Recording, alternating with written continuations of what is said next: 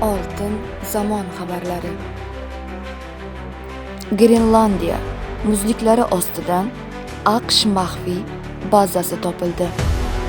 NASA olimlari 2024-yilda Grenlandiya muzliklari ostidan sovuq urush davrida tashlab ketilgan Amerikaning Camp Century harbiy bazasini topdi. Bu haqda The Wall Street Journal xabar berdi.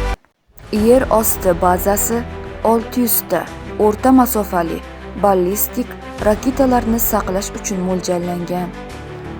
Camp Century o'tmishda yadro reaktori yordamida ishlagan. 1967-yilda u tark etilgan va o'shandan beri qor va muz qatlami ostida qolib ketgan. Hozirda majmua taxminan 30 metr chuqurlikda joylashgan.